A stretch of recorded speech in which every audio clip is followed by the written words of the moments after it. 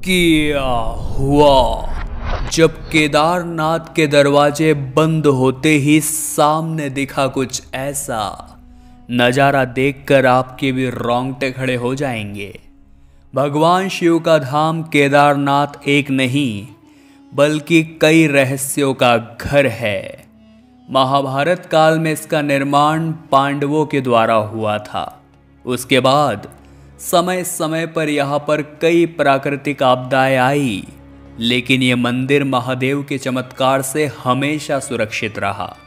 यहाँ तक कि ऐसा भी कहा जाता है ये मंदिर 400 सालों तक बर्फ में ढका हुआ था, लेकिन इसे कुछ भी नहीं हुआ।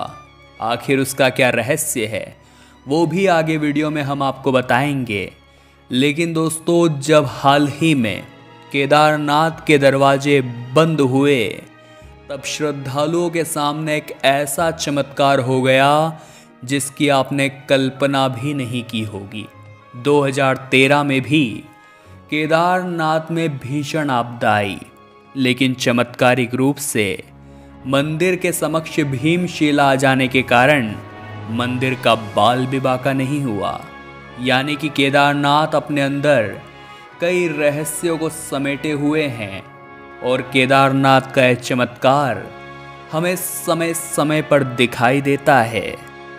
जब आप केदारनाथ जाएंगे तो देखेंगे मंदिर का निर्माण भूरे रंग के विशाल पत्थरों व चट्टानों और शिलाखंडों से किया गया है।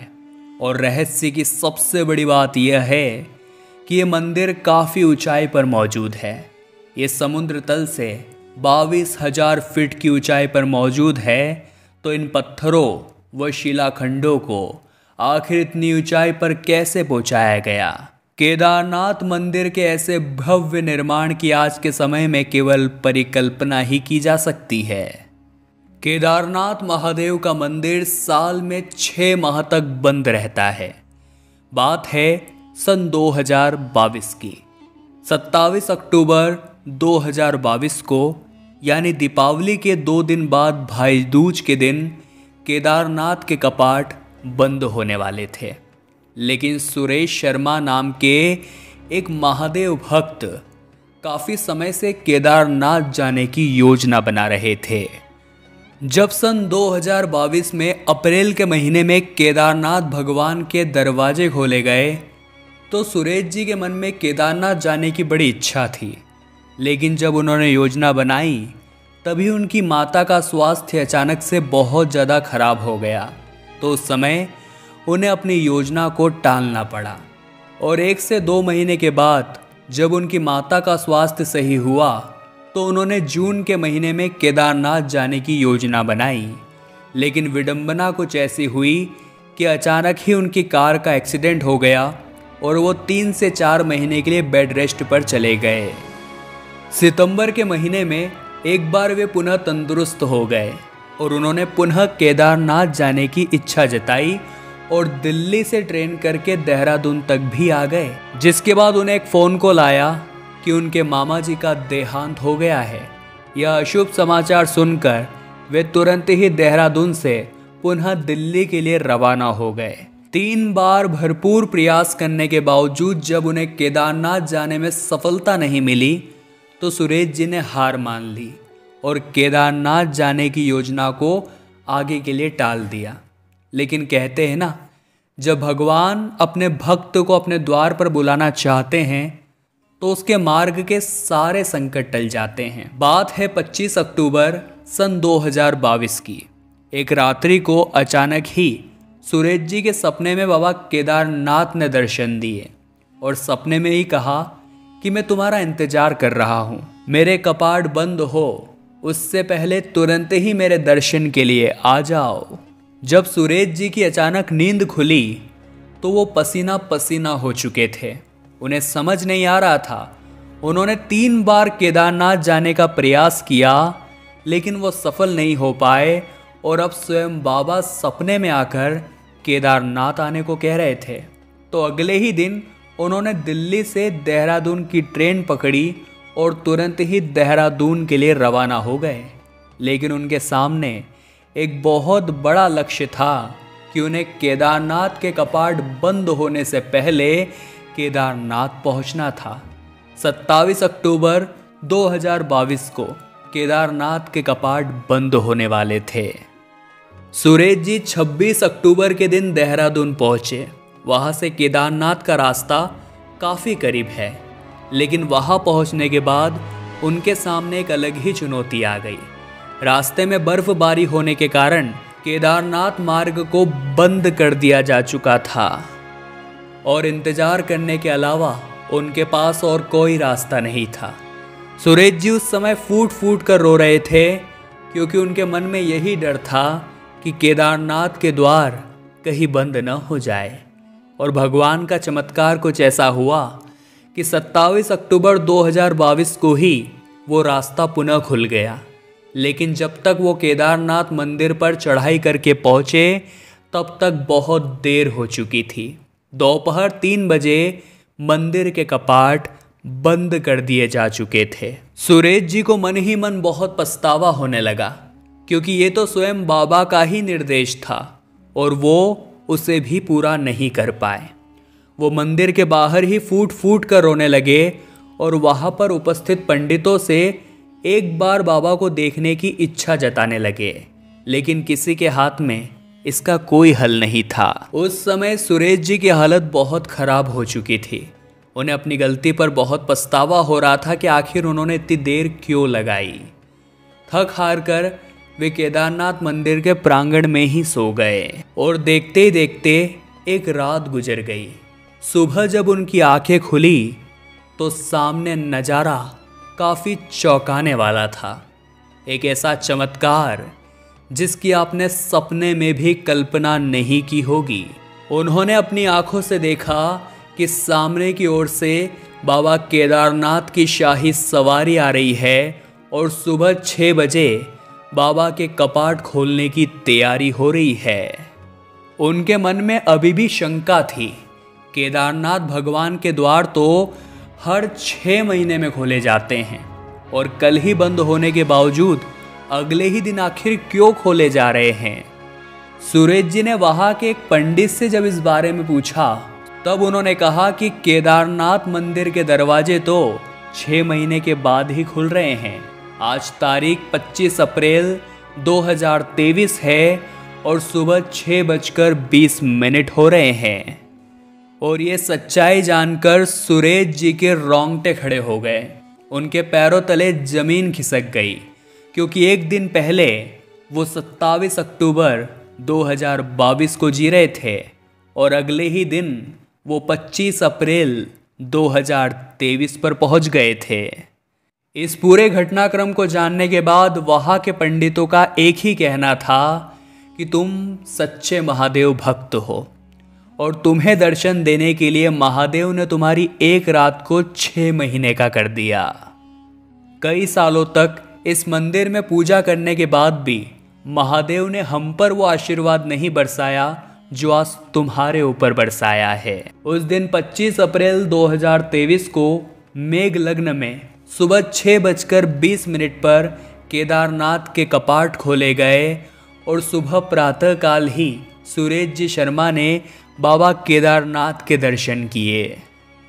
12 ज्योतिर्लिंगों में से सबसे सर्वोच्च माने जाने वाले केदारनाथ धाम, जो हिमालय की गोद में बसा हुआ है, लोगों की आस्था का सबसे प्रमुख केंद्र है, जिसका निर्माण 8वीं शताब्दी में आदि गुरु शंकराचार्य ने किया था। कई हजार फुट की ऊंचाई वाले 3 पहाड़ों के बीच बचे इस केदारनाथ धाम में 5 नदियां मंदाकिनी, शिरगंगा, स्वर्णगौरी, मधुगंगा और सरस्वती का महासंगम हमें देखने को मिलता है। लेकिन आखिर वो क्या कारण था कि 400 सालों तक ये मंदिर बर्फ में दबा रहा? आप भी इस रहस्य को जानना चाहते होंगे। और 400 सालों तक बर्फ में दबे रहने के बावजूद भी ये मंदिर तस से मस नहीं हुआ। वैज्ञानिकों की एक रिपोर्ट के अनुसार आप बाबा केदारनाथ का चमत्कार देखकर हैरान रह जाएंगे। वैज्ञानिकों की माने तो केदारनाथ मंदिर 400 सालों तक बर्फ में दबा रहा था, लेकिन वो सुरक्षित बचा रहा।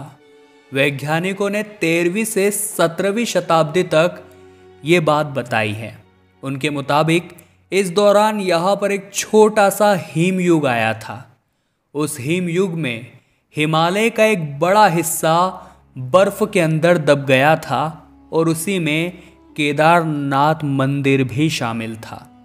लेकिन आपको ये बात जानकर बड़ी हैरानी होगी कि केदारनाथ मंदिर में आज भी बर्फ पीछे हटने के निशान देखे जा सकते हैं, लेकिन इस बर्फ का इस मंदिर के ऊपर कोई नुकसान नहीं हुआ। जब 400 सालों तक मंदिर बर्फ में दबा रहा होगा तो सोचने वाली बात यह है कि मंदिर ने बर्फ और पत्थरों की बहुत सारी रगड़ सही होगी, लेकिन वैज्ञानिकों का कहना है इस मंदिर की बनावट इतनी ज़्यादा मजबूत है कि इस मंदिर की बर्फबारी तो क्या 2013 में आई आपदा भी बाल भी बाका नहीं कर सकी। जहां सन 2013 में केदारनाथ में प्राकृतिक आपदा आई, वहां एक एक दुकान, एक एक घर सभी बाढ़ की चपेट में आकर नष्ट हो गए। लेकिन चमत्कारिक रूप से एक बहुत विशालकाय पत्थर मंदिर के पीछे आकर अचानक ही रुक गया, जिस वजह से बाढ़ का वो पानी 2 भागों में कट गया और केदारनाथ मंदिर सुरक्षित रहा। यह बाबा महादेव का ही बहुत बड़ा चमत्कार था और उस शिला को जिसने मंदिर की रक्षा करी उसे भीम शिला के नाम से जाना जाता है। तो आपके मन में ये प्रश्न जरूर उठेगा कि आखिर उस शिला को भीम शिला का ही नाम क्यों दिया गया, और उसके पीछे हमें एक पौराणिक कथा सुनने को मिलती है। मान्यता है महाभारत के बाद पांडव अपने गोत्र बंधुओं की हत्या के पाप से मुक्ति के लिए भगवान शिव की शरण में जाना चाहते थे और उन्होंने भगवान शिव को कई स्थानों पर खोजा, लेकिन वो भगवान शिव को खोज नहीं पाए। जिसके बाद वे हिमालय की ओर गए, तब भगवान शिव अंतर्ध्यान होकर केदार में जा बसे। पांडव भी उनके पीछे पीछे केदार पर्वत तक पहुंच गए। तब भगवान शिव ने पांडवों को आता देख भैंसे का रूप धारण कर लिया और पशुओं के बीच में चले गए। भगवान शिव के दर्शन पाने के लिए पांडवों ने एक योजना बनाई और भीम ने विशाल रूप धारण करके अपने दोनों पैर केदार पर्वत के दोनों ओर फैला लिए। सभी पशु भीम के पैरों के बीच से गुजर गए, लेकिन भैंसे के रूप में भगवान शिव भीम के पैर के नीचे से नहीं निकले। तभी भगवान शिव को पहचान कर भीम ने भैंसे को पकड़ना चाहा तो वो धरती के अंदर समाने लगा। तब भीम ने भैंसे का पिछला भाग कस कर पकड़ लिया, जिसके बाद भगवान शिव ने पांडवों की भक्ति से प्रसन्न होकर उन्हें दर्शन भी दिए और वे उनसे प्रसन्न भी हो गए और उनके सभी पापों के लिए उन्हें पाप मुक्त भी कर दिया। ऐसा कहा जाता है तभी से यहाँ पर भैंसे के पीठ की आकृति हमें शिवलिंग के तौर पर दिखाई देती है। मान्यता है इस भैंसे का मुख नेपाल में निकला, जहाँ आज भगवान शिव की पशुपतिनाथ के रूप में हम पूजा करते हैं। यह भी कहा जाता है हिमालय के केदार पर्वत पर भगवान विष्णु के अवतार तपस्वी नर और नारायण ऋषि ने काफ़ी तपस्या की थी। उनकी आराधना से प्रसन्न होकर भगवान शिव वहाँ पर प्रकट हुए, जिसके बाद नर और नारायण ऋषि ने भगवान शिव से यह ज्योतिर्लिंग के रूप में सदा वास करने का वर प्राप्त किया। एक और सबसे बड़ी रहस्य की बात तो यह है कि जब 6 महीने के लिए केदारनाथ धाम के कपाट बंद होते हैं तो शिवलिंग के पास ही एक दीपक जलाकर छोड़ दिया जाता है और 6 महीने के बाद जब केदारनाथ के कपाट पुनः खोले जाते हैं तो रहस्यमय तरीके से वो दीपक वैसा का वैसा जलता ही रहता है। तो सवाल ये उठता है कि उन 6 महीनों में क्या देवी शक्तियाँ भगवान केदारनाथ की पूजा करती है? ऐसा कहते हैं भगवान सभी के हैं, महादेव की पूजा सब करते हैं, चाहे वो इंसान हो, चाहे दानव हो, चाहे राक्षस हो या फिर पशु हो। इसीलिए तो उन्हें पशुपतिनाथ कहा जाता है। 6 महीने तक वो अपनी पूजा करने का अधिकार मनुष्यों को देते हैं और जब 6 महीने उनके कपाट बंद हो जाते हैं तो कई प्रकार की दिव्य शक्तियाँ व स्वयं देवता भगवान केदारनाथ की पूजा अर्चना करते हैं। इसीलिए जब 6 महीने के बाद कपाट खोले जाते हैं तो वो दीपक हमेशा जलता ही पाया जाता है। केदारनाथ जाने की इच्छा आपके मन में भी होगी, या आप केदारनाथ अगर जा चुके हैं तो हमें नीचे कमेंट बॉक्स में ज़रूर बताइएगा हमारी इस वीडियो से आपको क्या सीख मिली। और अगर आपको भी केदारनाथ के रहस्य पसंद आए हैं तो लाइक आप ज़रूर करें और जल्दी से हमारे इस चैनल को सब्सक्राइब करके बेल आइकन को प्रेस करना बिल्कुल भी ना भूलें। अभी के लिए आप सभी दर्शकों को हर हर महादेव।